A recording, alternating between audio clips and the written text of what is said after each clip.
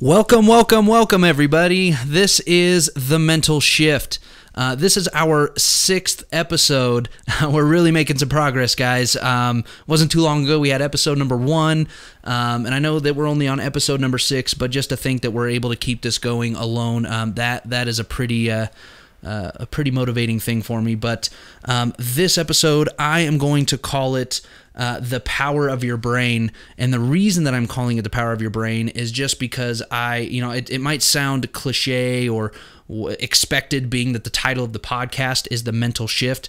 But the reason that I wanted to call this one The Power of Your Brain is because I wanted to kind of shed some light on that, the power of your brain. Just the other day I was talking to my dad, and we were kind of talking about some stuff. A lot. It started out as one topic, and eventually we led to the power of our brains and what we're capable of. And we were talking about some stuff, throwing some stuff back and forth, and ultimately after this conversation, I ended up going to my computer, and I did some research just because I wanted to learn a little bit about what it was that we're talking about the power of our brains, what it is that we're capable of, and kind of just some stuff that I didn't know before. And one of the facts that is, I guess it's kind of controversial or debated, but one of the ones that I found that was kind of cool is that we only use about 10% of our brain at any given moment in time. And some people say that it's more, some people say that it's less, but to think that in any moment we're only using 10% of our brain, whether it be we're learning that we're learning to play the guitar or the an instrument, or we're learning new skills, that we're only maximizing with 10% of our brain. That's kind of a cool fact, but to think that we could be capable of so much more if we can unleash the full 100%, even 50%, 20%, if we were to double what it is that we're able to do at any given moment based off of our brain power, that alone, we would be able to accomplish so much more, I believe. Obviously, like I said, there's people out there that are probably capable of using much more of their brain at any given time because they've been able to master their brain to a degree. But the whole purpose of this episode, and the reason that I wanted to dedicate an entire episode to this, is because there was one fact that I found that was kind of a shocker. So the fact is, the average brain of the average person is generating around 50,000 thoughts per day. Now that alone is a pretty crazy fact, to think that on average we're doing 50,000 thoughts per day. But on top of all of that, disturbingly enough, we are only using about 30% of those thoughts as positivity. The other 70% are, on average, are negative thoughts. So, really think about that for a second.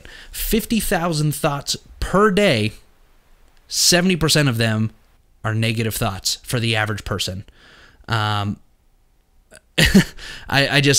more I think about it, that's crazy to me, to think that for the average person, our self-image is so poor that out of 50,000 thoughts, we're going to think that negatively, whether it be about ourselves or others. But to think that our default thought, the majority of our thoughts are negative, it's kind of alarming. It's shocking. I don't understand why how we got to this point of being such a complex species and being able to do so much, but the average person is thinking that often negatively about themselves or others. I get it. I understand. I wouldn't think that it would be that high, but, being that the average person might go to, they wake up in the morning and they go look in the mirror and they might be like, oh, I don't like the color of my hair, or it's too short, it's too long. I could probably lose a little bit of weight, or I don't like the way that my nose looks or my eye color, or there's always those judgments going on in the in our mind, in the back of our brain. But I would never believe that it would be 70%. So I want here. Let's do some math really quick. I have my calculator up. So let's just say we have our 50,000 thoughts per day. And then we're going to multiply that by 70%. That's 35,000 of those thoughts are negative. And then if we're going to divide that by, let's find out how many thoughts we're having per hour. Let's just say that we divide that by 24 hours in a day, given that we're probably sleeping for 8 or 9 of those. But 24 thoughts, or for 24 hours a day, we're 1,458 thoughts, 1,458 thoughts an hour we are having that are negative. Think about that. 1,458 thoughts, just over 1,458.33 thoughts are negative every hour. I mean, that's just crazy to me. We could divide that even further if we wanted to. Let's just say that we divided that again by 60 minutes to find out how many negative thoughts per minute we're having, which is 24 thoughts a minute. I'm blown away. 24 thoughts every single minute we're having that are negative. I mean, imagine if it was reversed. Imagine if every minute, instead of having 24 negative thoughts, we had 24 positive thoughts. How much different our lives would be. If we were to take those 35,000 thoughts a day and make those positive thoughts, how much different would your life be? That's a serious question. Really think about that. Think about how often we think negatively of ourselves or others. How often we go about judging people or criticizing, or you're driving down the road and that person doesn't use their blinker and you instantly are thinking negative things. I can't believe that guy didn't use his blinker. Or that person slams on their brakes or hits their brakes too hard. What a jerk for doing that. I can't believe that guy just slammed on his brakes. How dare he cut me off? Or you get to work and somebody says something and it's just not your same thought process, and then you think about it and you're like, I can't believe that person said that. Why would that person say that? That's stupid. They're dumb. I mean, think about that. Those are negative thoughts. And think about how often you do that every single day. I'm not, this isn't meant to be like a judgment shame fest. I do it too. I'm thinking about it now and about how I go about my day, and even just driving to the store. I was driving to the store last night, and there was times where people didn't use their blinkers. They got in front of me or whatever, and I'd get frustrated. I'd get upset with this person, and calling them names in my head, this jerk, whatever it is, and then those are all considered negative thoughts, and it's crazy to think of how often that we really do that. Or you go to the store and you get upset, like especially when you go to a place like Walmart, and you see the people there, and people are so quick to judge others. And those judgments are negative. You never go to a store, you never go to an event and be like, look how cool that guy is. It's always, look at how dumb that guy looks, or look at how goofy that person is, or look at the way that person walks or talks or whatever. It's everything that we do is about judging people in a negative way, putting people in a negative light, and or at least 70% of it is, and so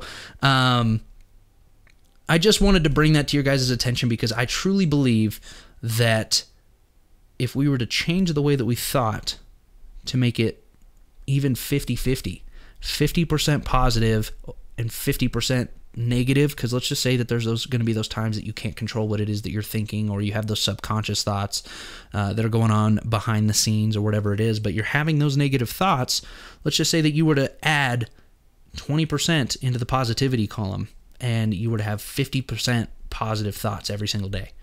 Imagine if you were to maximize your life to that degree, where you had every every other thought was a positive one. Or, flip it, make it 70-30. 30% of your thoughts are negative, and then the 70% are positive. I just imagine how much better off your life would be, about how many more people would be happy, about how people would treat each other, how people would be respectful to one another. If you were to really think about it and to take the time to think, if I were to be more positive, consciously think and act and be more positive, I'm going to be this person. I'm going to be more positive. I'm going to be more upbeat, uplifting. Imagine how many lives you could change.